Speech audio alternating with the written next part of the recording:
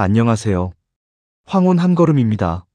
여러분은 명절하면 어떤 느낌이 드시나요? 기쁘신가요? 아니면 벌써 피곤하신가요? 아마 많은 분들이 느끼시는 바가 다를 것이라 생각하는데요. 저와 절친한 언니분 사연을 하나 들려드리겠습니다. 30대 아들을 둔 언니의 이야기입니다. 명절 당일 온 가족이 모였습니다. 언니는 오랜만에 온 가족들을 위해 새벽부터 일어나서 음식을 준비했는데요.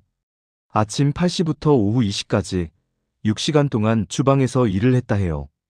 갈비찜, 잡채, 전, 나물, 탕까지 15가지 음식을 혼자 준비하고 드디어 식사 시간이 됐습니다. 가족들이 식탁에 둘러앉았고요. 언니는 맛있게 먹어라 라고 말했다고 해요. 그런데 며느리가 갑작스레 한마디를 한 거예요. 어머님, 이 나물에 참기름 너무 많이 넣으신 것 같아요. 요즘은 건강을 생각해서 기름을 적게 써야 하는데. 언니는 당황했습니다. 그래? 내가 원래 이렇게 하는데. 며느리가 또 말했습니다. 그리고 전도 너무 두껍게 부치신 것 같아요. 얇게 부쳐야 바삭한데. 이건 좀 질겨요. 언니의 얼굴이 굳었습니다. 6시간 동안 고생해서 만든 음식을 먹자마자 평가받는 기분이었대요. 그래도 언니는 참았습니다. 그래, 다음에는 그렇게 할게. 식사가 끝나고 설거지할 시간이 됐습니다. 언니가 일어나서 그릇을 치우기 시작했어요. 그런데 며느리는 거실 소파에 앉아서 휴대폰을 보고 있었습니다. 언니가 조심스럽게 말했습니다. 며느리야, 설거지 좀 도와줄래? 며느리가 짜증 섞인 목소리로 대답했대요. 저 지금 애들 봐야 해요. 애들이 할머니만 찾는데 어떻게 해요? 그런데 손주들은 아빠인 아들과 TV를 보고 있었습니다. 며느리는 그냥 휴대폰만 보고 있었어요. 언니는 결국 혼자 설거지를 시작했습니다. 솔직히 그때 울컥했다고 해요. 새벽부터 고생해서 만들었는데 고맙다는 말은 한마디도 없다니. 설거지를 다 마치고 나왔는데 며느리는 이미 남편과 아이들을 데리고 나갈 준비를 하고 있었습니다. 어머님, 저희 먼저 갈게요. 애들이 피곤해서요. 겨우 이 시간 있다가 가는 겁니다. 언니는 벌써 가니? 라고 물었고 며느리가 답했습니다. 네, 집에 가서 쉬어야죠. 여기 있으면 애들도 불편해하고. 그리고 현관문을 나서면서 며느리가 남편한테 속삭이는 소리가 들렸대요. 다음 명절에는 우리 친정 가자.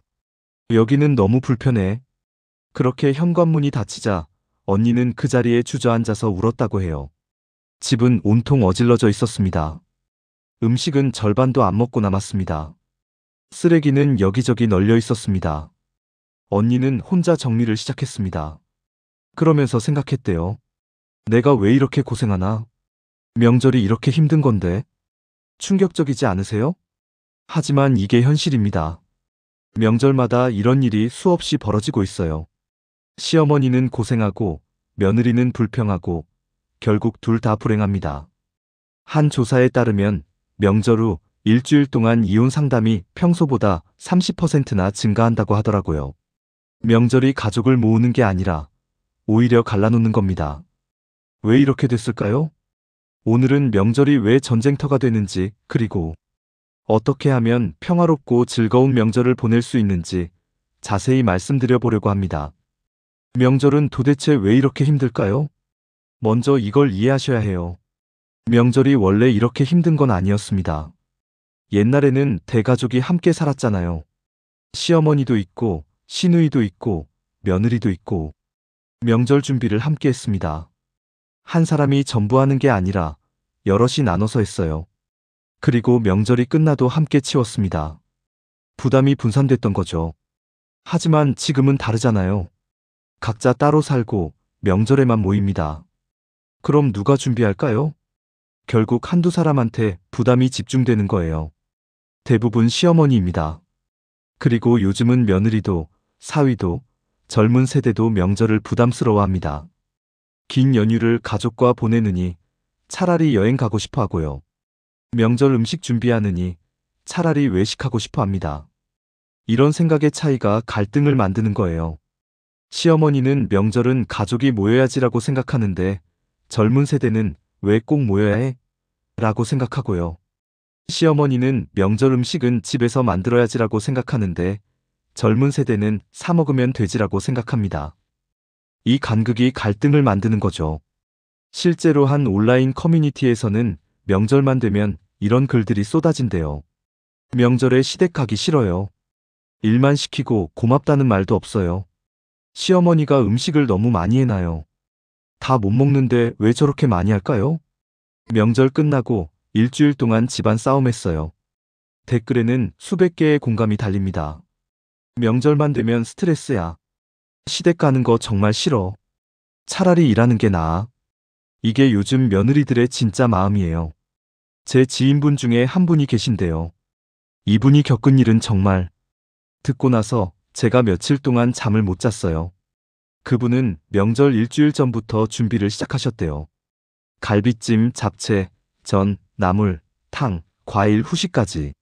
무려 20가지가 넘는 음식을 준비하셨습니다. 당연히 혼자 하시기 힘드시잖아요. 그래서 며느리한테 카톡을 보내셨대요. 며느리야, 명절 준비 좀 도와줄 수 있니? 같이 하면 좋겠어. 그런데 며느리한테 답장이 뭐라고 왔는지 아세요? 글쎄, 어머님, 죄송한데 요즘 회사 일이 너무 많아서요. 준비는 못 도와드릴 것 같아요. 하루가 지나고 이틀이 지나도 며느리한테서는 아무 연락이 없었대요. 딸한테도 전화를 하셨어요. 딸아, 명절 준비 좀 도와줄 수 있니? 딸은 이렇게 말했대요. 엄마, 나도 시댁 준비해야 해서 정신없어. 미안해. 결국 그분은 혼자서 일주일 동안 준비를 하셨어요. 새벽부터 일어나서 장을 보고 하루 종일 음식을 만들고 허리도 아프고 무릎도 아픈데 쉴 틈이 없었대요. 그렇게 명절 당일이 됐어요. 가족들이 하나둘 모이기 시작했습니다. 아들 가족이 도착했어요. 그분은 지쳐 있었지만 최대한 밝게 웃으면서 맞이했대요. 어서 와. 오느라 힘들었지? 그런데 며느리가 집에 들어서자마자 한 말이요. 어머님, 왜 이렇게 또 많이 준비하셨어요? 이거 다 언제 먹어요? 그것도 감사 인사 한마디 없이요. 그분은 그래도 참으셨대요. 다들 좋아할까 싶어서 준비했어. 맛있게 먹어라. 식탁에 앉아서 식사가 시작됐어요. 그런데 손주가 갈비찜을 한 입 먹더니 이렇게 말하는 거예요. 이거 너무 달아. 엄마가 해준 게 더 맛있어. 그 순간 식탁이 조용해졌대요. 그런데 며느리가 뭐라고 했는지 아세요? 손주를 타이르는 게 아니라 이렇게 말했대요. 그러게. 할머니가 설탕을 너무 많이 넣었네. 우리 유진이. 단 거 몸에 안 좋으니까 많이 먹지 마. 그것도 시어머니한테 직접 말하는 게 아니라 손주한테 말하듯이 한 거예요. 들으라고 한 거죠. 그분은 가슴이 철렁 내려앉으셨대요. 일주일 동안 고생해서 만든 음식인데 그래도 꾹 참고 식사를 계속하셨어요. 그런데 며느리가 또 말을 하는 거예요. 그리고 이 나물도 너무 짜요. 어머님, 요즘은 간을 약하게 해야 해요. 혈압에 안 좋잖아요. 한 가지도 아니고 계속해서 지적을 하는 거예요. 새벽부터 허리 아픈 걸 참고 만든 음식인데 그분은 더 이상 참을 수가 없으셨대요. 숟가락을 내려놓으시고 말씀하셨대요. 그럼 네가 해봐. 내가 일주일 동안 새벽부터 일어나서 이걸 다 준비했는데 고맙다는 말은 한마디도 없고 뭐가 그렇게 불만이니? 순간 식탁이 얼어붙었어요. 며느리의 얼굴이 확 굳더니 이렇게 말했대요. 왜 화를 내세요? 전 좋은 의도로 말씀드린 거예요. 그분이 대답하셨어요. 좋은 의도? 좋은 의도면 먼저 고맙다고 하는 게 먼저 아니니? 네가 도와준 것도 하나 없으면서 불평만 하잖아. 며느리가 확 일어섰어요. 얼굴이 빨개져서는 이렇게 말했대요. 알겠어요. 제가 잘못했네요. 제가 불평쟁이고 나쁜 며느리네요. 저희 그냥 갈게요. 여기 있기 너무 불편하네요. 그리고 남편을 쳐다보면서 말했대요. 당신도 가만히 있지 말고 뭐라고 좀 해요. 당신 엄마가 저한테 이렇게 말하는데. 아들은 어쩔 줄 몰라 하다가 작은 목소리로 말했대요. 엄마, 지혜가 그냥 건강 걱정해서 한 말 같은데. 그 순간 그분은 아들한테 더 상처를 받으셨대요. 아들마저 며느리 편을 드는 거예요. 너마저 그러니? 엄마가 일주일 동안 고생한 건 아무것도 아니고. 며느리는 아이들을 데리고 방으로 들어가서 짐을 싸기 시작했대요. 아들은 어머니와 아내 사이에서 난처해 하다가 결국 아내를 따라 들어갔어요. 10분 뒤 그들은 짐을 싸서 나왔어요. 며느리는 시어머니를 쳐다보지도 않고 현관으로 걸어갔어요. 아들이 미안하다는 표정으로 말했대요. 엄마, 미안해요. 지혜가 요즘 회사 문제 때문에 좀 예민해서. 진정되면 다시 올게요. 그리고 문을 나섰는데 현관문이 닫히기 직전에 며느리가 아들한테 하는 말이 들렸대요. 다음 명절엔 무조건 우리 친정 가는 거야. 여기는 진짜 못 오겠어. 당신 엄마 정말 너무하시네. 현관문이 쾅 닫혔습니다. 그분은 그 자리에 서서 한참을 움직이지 못하셨대요. 남은 가족들은 어색하게 앉아 있었고요. 결국 식사는 엉망이 됐어요. 아무도 입맛이 없었죠. 음식의 절반도 못 먹었어요. 가족들이 하나둘 집으로 돌아가고 그분은 혼자 남으셨어요. 식탁에는 먹다 만 음식들이 가득했어요. 일주일 동안 고생해서 만든 음식들. 싱크대에는 설거지할 그릇들이 산더미처럼 쌓여 있었고요. 그분은 그 앞에 주저앉아서 한참을 우셨대요. 내가 뭘 잘못한 걸까? 가족들을 위해 준비한 건데. 이게 잘못된 걸까? 그날 밤 그분은 혼자서 밤새 설거지를 하고 음식을 정리하셨대요. 남은 음식을 보면서 또 눈물이 났대요. 그리고 다음 날부터 일주일 동안 몸져 누우셨어요. 너무 지치고 마음도 아프고. 며느리한테서는 아무 연락도 없었어요. 사과도 안부도 없었어요. 아들만 며칠 뒤에 짧게 전화했대요. 엄마, 괜찮지? 엄마 이런 거 별로 신경 안 쓰잖아. 정말 놀랍죠? 그분이 저한테 이렇게 말씀하시더라고요. 명절이 이렇게 무서운 줄 몰랐어요. 이제 명절만 다가오면 가슴이 철렁 내려앉아요. 차라리 명절이 없었으면 좋겠어요. 이 이야기를 들었을 때 저는 정말 충격이었어요. 이게 과연 한 가족의 이야기인가 싶었어요. 여러분은 어떠세요? 비슷한 경험 있으시죠? 왜 이런 갈등이 반복될까요? 명절마다 이런 일들이 반복되는데요. 왜 그럴까요? 세 가지 큰 이유가 있어요. 첫째, 기대치가 완전히 다릅니다. 시어머니는 명절은 완벽해야 한다고 생각해요. 음식도 풍성해야 하고, 집도 깨끗해야 하고, 가족도 화목해야 한다고 믿으시죠. 우리 세대는 그렇게 배웠잖아요. 명절은 온 가족이 모여서 정성스럽게 음식을 나눠 먹는 날이라고. 하지만 젊은 세대는 완전히 다르게 생각해요. 명절은 편하게 쉬는 날이라고 생각하는 거예요. 음식은 적당히, 집은 대충, 가족은 편하게. 심지어 요즘 젊은 사람들은 이렇게 말해요.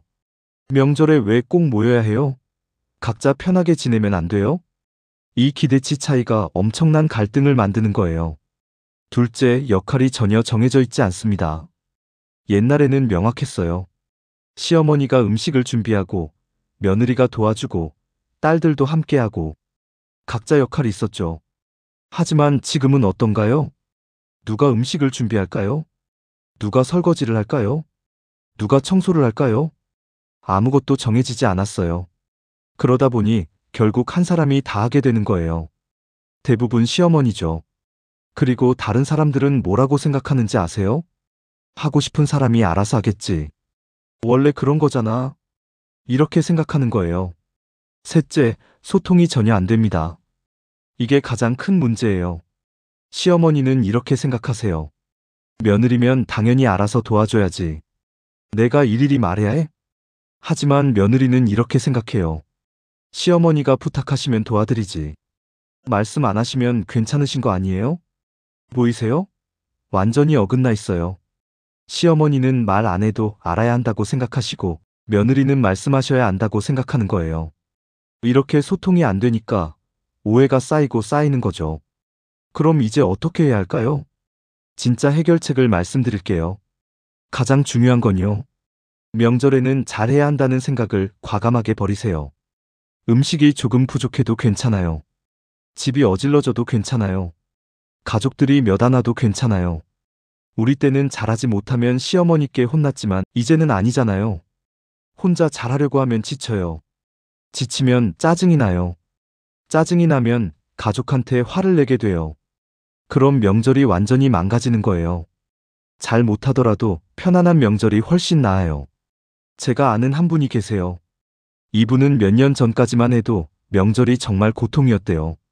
그런데 어느 해부터 완전히 바꾸셨어요. 명절 음식을 딱 절반으로 줄이신 거예요. 20가지를 준비하시던 걸 10가지만 준비하셨어요. 그리고 반은 그냥 사오셨어요. 저는 직접 부치지 않고 마트에서 사오셨고요. 갈비찜도 직접 안 하시고 맛집에서 포장해 오셨어요. 처음에는 정말 미안하셨대요. 내가 직접 안 하면 가족들이 실망하지 않을까? 그런데 가족들 반응이 어땠는지 아세요? 아들이 이렇게 말했대요. 엄마, 이렇게 해도 충분해요. 오히려 이게 더 좋아요. 엄마가 덜 힘드시니까. 며느리도 말했대요. 어머님, 편하게 하시는 게 맞아요. 음식이 많고 적고가 중요한 게 아니에요. 딸도 말했대요. 엄마가 웃으면서 맞아주는 게 더 좋아요. 예전엔 명절만 되면 엄마가 너무 지쳐 보이셔서 마음이 아팠어요. 그분은 그제야 깨달으셨대요. 가족들은 완벽한 음식을 원하는 게 아니었어요. 편안한 명절을 원했던 거예요. 시어머니가 지치지 않고 웃으면서 맞아주는 명절을 원했던 거죠. 지금 그분은 명절이 기다려진대요. 더 이상 스트레스가 아니라 정말 즐거운 가족 모임이 됐대요. 두 번째는요, 역할을 확실하게 나누는 겁니다. 명절 일주일 전에 가족 회의를 하세요. 단체 카톡방에 메시지를 올리시는 거예요. 이번 명절에는 다 같이 준비하면 좋겠어요. 각자 할 수 있는 걸 말해주세요. 그리고 구체적으로 나누세요. 막연하게 도와줘가 아니에요. 며느리는 나물 2가지만 준비해 줄래요? 딸은 과일이랑 후식 준비해 줄래? 아들은 전 부쳐 줄래? 사위는 설거지 좀 도와줄래? 이렇게 확실하게 부탁하는 거예요. 막연하게 명절 준비 좀 도와줘라고 하면요, 아무도 안 해요. 누가 하겠지 하면서 서로 미루게 돼요. 하지만 네가 이거 해줘라고 구체적으로 말하면요, 사람들이 움직여요. 뭘 해야 할지 명확하니까요. 제가 아는 한 가정은 이렇게 했어요. 명절 2주 전에 카톡 회의를 했대요. 시어머니는 갈비찜과 탕만 담당하기로 했어요. 며느리는 나물 3가지를 담당했고요. 딸은 전과 잡채를 담당했어요. 아들은 상 차리기와 설거지를 맡았고요. 사위는 청소와 쓰레기 정리를 맡았어요. 결과가 어땠는지 아세요? 명절 준비가 정말 수월했대요. 시어머니 혼자 다 하는 게 아니라 다 같이 하니까 부담이 확 줄었어요. 그리고 가족들도 뿌듯해했대요. 우리가 함께 준비한 명절이라는 느낌을 받은 거예요. 며느리도 이렇게 말했대요. 이렇게 하니까 훨씬 좋네요. 제가 뭘 해야 할지 명확하니까 오히려 편해요. 지금은 매년 이렇게 한대요. 명절이 더 이상 시어머니만의 부담이 아니라 가족 모두의 행사가 된 거죠. 세 번째는요, 우리가 먼저 감사를 표현하는 겁니다. 우리는 가족들이 고마워하길 기대하잖아요. 내가 이렇게 고생했는데 고맙다고 해야지. 하지만 가족들은 당연하게 생각해요. 엄마가 원래 이렇게 하시잖아. 그럼 어떻게 해야 할까요? 우리가 먼저 고마움을 표현하는 거예요. 명절에 와줘서 고마워. 도와줘서 고마워. 같이 있어줘서 고마워. 우리가 먼저 감사를 표현하면요, 신기하게도 가족들도 감사를 표현하기 시작해요. 제가 아는 한 분이 계세요. 이분은 늘 명절 때 섭섭했대요. 내가 이렇게 고생하는데 아무도 고맙다는 말이 없어. 그런데 어느 해부터 방법을 바꾸셨어요. 명절 식사가 끝나고 가족들한테 먼저 말씀하신 거예요. 오늘 다들 와줘서 정말 고마워요. 덕분에 즐거운 명절이었어요. 처음에는 가족들이 어색해했대요. 평소에 안 하시던 말씀이니까요. 하지만 며느리가 대답했어요. 아니에요, 어머님. 어머님이 이렇게 준비해 주셔서 저희가 더 고마워요. 딸도 말했어요. 엄마, 정말 수고 많으셨어요. 맛있었어요. 아들도 말했어요. 엄마, 항상 감사해요. 이렇게 서로 감사를 표현하니까요, 분위기가 완전히 달라졌대요. 따뜻해진 거예요. 지금은 명절 때마다 서로 고마움을 표현한대요. 작은 습관이 정말 큰 변화를 만든 거죠. 네 번째는요, 불필요한 간섭을 줄이는 겁니다. 명절에 가족들이 모이면요, 이것저것 참견하고 싶어지잖아요. 손주는 왜 이렇게 키우니? 며느리는 왜 저렇게 하니? 사위는 왜 그렇게 해? 하지만 이런 참견이 갈등을 만들어요. 명절은 평가하는 자리가 아니에요. 함께 즐기는 자리예요. 간섭하지 말고 그냥 같이 즐기면 되는 거예요. 제가 아는 한 분은 이렇게 하셨어요.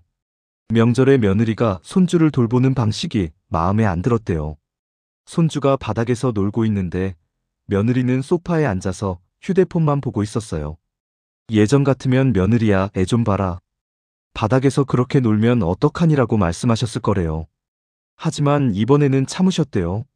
대신 손주한테 다가가서 같이 놀아주셨어요. 며느리한테는 아무 말도 안 하셨어요. 그랬더니 며느리가 나중에 오히려 고맙다고 했대요.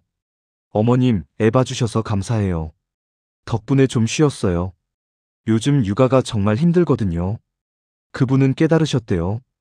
간섭하는 것보다 조용히 도와주는 게 훨씬 낫다는 걸요. 5번째는요, 명절이 끝난 후에 솔직하게 대화하는 겁니다.